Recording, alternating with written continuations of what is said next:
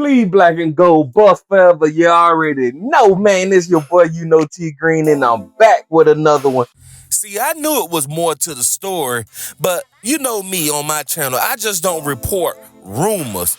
But it was very interesting after the UCLA game when Deion Sanders demoted Sean Lewis from offensive coordinator, making all the play calls, and moving up Pat Schumer to that position.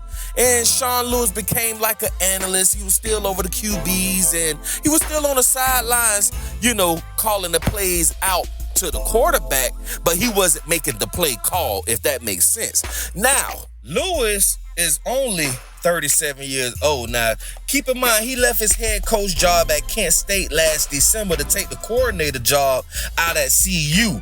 Now, joining Deion Sanders out in Boulder, Lewis signed a 3-year, $2.7 million contract, y'all.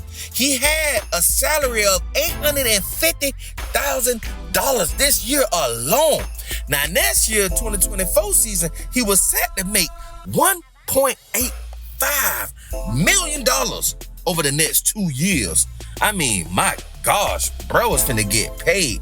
You know what I'm saying? He was highly touted as an up-and-coming coach. Lewis was mentioned as a possible candidate for numerous other head coaching jobs, including CU last year. So it was considered a major victory or a win to have him on the staff. But hey, some things must come to an end early. Ain't always about the money, Was Sean Lewis mad that he got demoted? And pretty much Pat Schumer got risen up to the offensive coordinator position. Hey, did that play a role into it? Could be. I don't know. But let's keep our eyes and ears open on this matter. Look what just happened, y'all. It's a possibility that who else is leaving?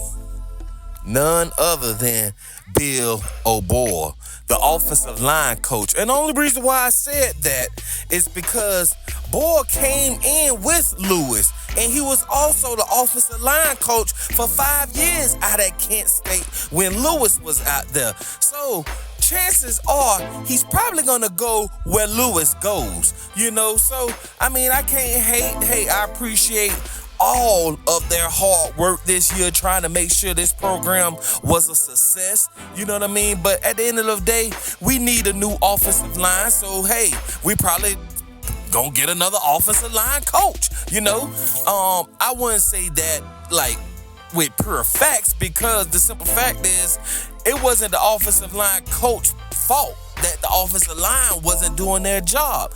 I just, I don't know what to say about that line. They started out good, but we already know after that Stanford game, that double overtime loss, things changed. So after the UCLA game, Deion wanted to make a change to this because, hey, it's not working. Like we see it on film, the play calling and all of it. The blocking scheme, it just wasn't working any longer, and we made the change. So now, where does this put us?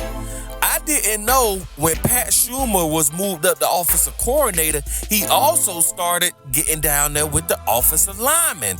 Now, I can say these last few games wasn't as bad as there was the previous games. You know what I mean? The offensive line started blocking, a little bit better. Our quarterback still got hurt, but they was blocking a little bit better. But anyway, I wish Sean Lewis the best, you know what I mean? And hey, let's see how this thing all plays out. I'm curious to see who do we bring in to fill the void. We will need, an offensive line coach if Bill do decide to leave with Lewis. We may need an offensive coordinator, but we have Pat Schumer there doing that job, but we still gonna need somebody to get out there and work with the quarterback. We got a lot of restructuring to do. Let's just say that, man. But I'm gonna keep my eyes and ears open. And if y'all hear anything, please tweet me or DM me. It don't matter. I'm on all social media. Get down in that comment box right now and let me know what y'all think about this move, man. Cause this, hey, I knew something was coming. I knew something was up. I couldn't put my finger on it, but it just didn't make sense. I knew we wanted change, but did we want this type of change? What was so hard for us just to put a lineman in, an extra lineman in, tight end, keep a tight end in, the extra blocking in? Oh Lord, I'm stumbling all over the place.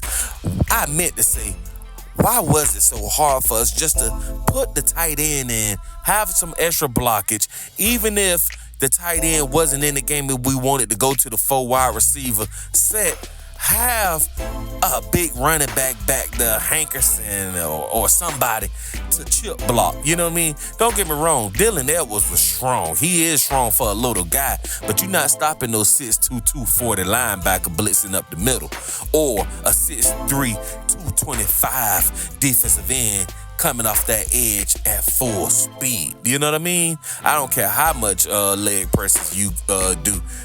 Dylan is a smaller running back. Dylan is our speedster, not our blocker. You know what I mean? And don't get me wrong, don't get it twisted now. Dylan do his job. He'll block now. He'll go out there and throw a shoulder pad on somebody, but you know, why was that so hard? But anyway, I'm up out this thing, man. Y'all already know the motto. You already know the motto, man. Another day above ground is what? Truly a blessing. Like, share, subscribe, tune in with your boy, YouKnowTGreen, and I'm going to be right back with another one.